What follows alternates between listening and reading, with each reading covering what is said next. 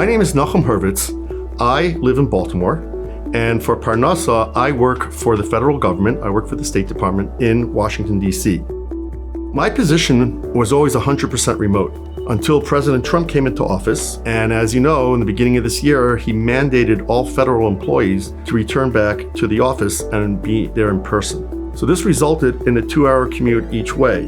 The challenging part of this commute is that the trains were packed. It's summertime. You have issues of Shomar Negiah, there's issues of Shmir Sinayim. And because I was listening to Vayimaen on a regular basis, these issues really bothered me. I said, I need to come up with some way of trying to avoid it because I'm gonna have to commute every day and have to deal with it. So I came up with some strategies. I'll wait for a less crowded train to come by. I sit in the back of the train, both the commuter train and the subway, so that when I get off, I'm not pressed into a crowd of people trying to get upstairs. On Wednesdays, that's really when it's a crowded day, so I try to alter my commuting schedule so I'm not commuting during the high crush season.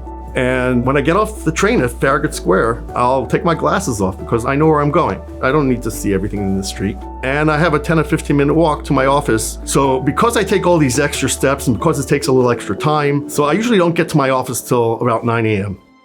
Now comes Wednesday, November 26th. I did not want to be challenged with the commute of Wednesday because that's one of the most crowded days that we have. And I got permission to work remotely. Min HaShamayim, because it doesn't happen all that often. So I log on at 9 a.m. and there's an email from the assistant secretary that said, because of the holiday, we all are entitled to a 3-hour rolling dismissal. That means, great, at 2 o'clock, I can sign off and I can go about my business because I don't have to commute home. I'm already at home. So about 2:20, as we know, news reports that started coming out about shootings near the White House, which is not far from my office. As the hours went on, more and more details emerged. Later that evening, I happened to look at the Wall Street Journal, and the Wall Street Journal had videos and images and maps and a very detailed timeline of how and where this incident went down when these 2 National Guardsmen were shot.